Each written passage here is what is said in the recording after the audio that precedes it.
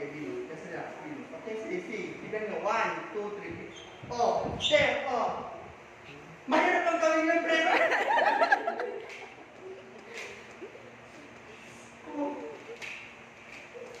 Mahirap gawin nga. Okay, the purpose of this one is what? So, support the victim and the victim become unconscious. Ganyan ang how. Okay? Next would be, so then the victim over the way, so then after that, then the victim part 1, then deliver 5 separate parts of the back close between the victim shoulder blade with the heel of your hand. So here, event ko siya, then heel ng hand, palabas class. Okay? So 1, 2, 3, 4, 5. So pag hindi pa siya na unconscious, pag hindi pa siya na unconscious, what? Ganyan lang, event ko lang siya. Go sa likod ng pasyente, then bend, 1, 2, 3, 4. Napaka-successful. Because the neck of fist, your hand, facing ang tama pag navel, so make a fist. Make a fist. Make a fist. Ganyan ang pag-fist nyo natin. Lagay mo sa above the navel. Then you will support with your hand, free hand, and then 5 abdominal thrust. 1, 2, 3, 4, 5. Pag ayaw pa rin, then back again. 1, 2, 3, 4, 5. Ayaw, make a fist. 1, 2, 3, 4, 5. Okay? So now that the patient taking it.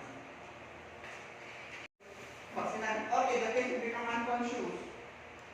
Okay, pag unconscious si patient, so pwede nakiga nyo na. At that's why yung purpose nung nakalagay yung paano nyo doon. Yun yung purpose kaya papahiga na natin siya. Okay, nakahiga na si patient.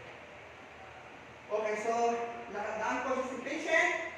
What you're going to do is now, what? Ano ba gagawin yung what is what? Open the mouth. Kailangan buksan yung bunga ni patient. Tignan ninyo. Then alam ninyo kung anong reason kung bakit siya na-unconscious na choke siya. Okay? So what you're going to do, tignan nyo mabuti yung bunga ni patient. Now what you're going to do, pag nakikita ninyo, nakakita kayo ng foreign object, you can do your genital pulling. Ibig sabihin pulling ninyo. Huwag kayo mag-finger slip class. Kasi ang tendency ng finger slip is what? Pwede mapumasok ulit yung foreign object. Okay, so let's say nag-digital pulling kayo, ayaw, hindi nyo makuha then you have to do your what? 30 compressions. 1, 2, 3, 4, 5, 10, 11, 12, 20. Okay. Pag sabihin ko, okay, while doing your 30 compressions, biglang na-cut out si patient. Umubo na siya. So, ang ibig sabihin, nababa sa yung foreign object. So, what you go to do, huwag din muna kayo mag-finger slip, what? Recovered position, and that's the time you will do your finger sweep. Ito na gagamitin ninyo.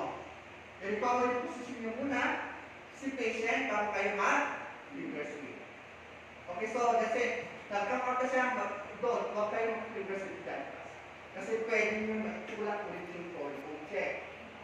Kailangan, recovery position and then help remove the foreign object with the finger sweep. Okay? Now, let's say, where you're doing your first compressions, biglang andyan na si foreign object, nakita nyo na, lumabas. Digital pulling na kayo. Now, the patient is still unconscious. What are you going to do? Remember this. Please take note of this one. Okay, sabi ng assessor ninyo.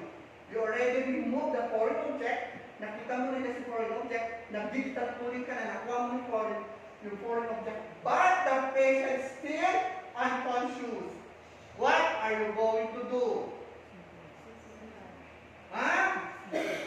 Call the EMS. Mag-EMS kayo kaagad. Please. Okay, call the EMS and then after that, call the EMS and then what? 1, 2, yes, very good. You will do your LLM. Then, ituloy-tuloy na yung assessor. Negative. So, it will start from the choking until mag-CPR kayo. Remember that. Okay? What is sinabi nga, will patient become unconscious? Okay, nag-choke sa restaurant kayo, biglang nakita mo the face is turning blue. So, ibig sabihin the patient is what? Choking. So, what you're going to do then, the patient becomes unconscious na siya. So, pahigayin nila siya, kaagad-agad, let the patient tell, okay, alam niyo na, kung nag-choke na siya. Hindi kayo, hey, sorry, okay, don't do that. Kasi, confusing yung gagawin natin kapagawa sa inyo ng assessor. Remember that. Okay?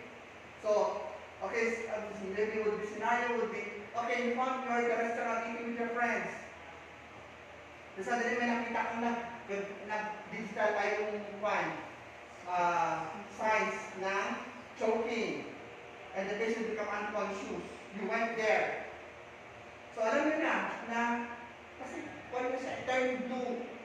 Kumakain kayo sa restaurant, pinakahawak siya ng distress sign. That's already the patient started choking. So what you're going to do, pag unconscious state, pahigayin si patient agad, then open na kung kaya kunin ng digital picking, digital pulling, or what? So, pulling ninyo.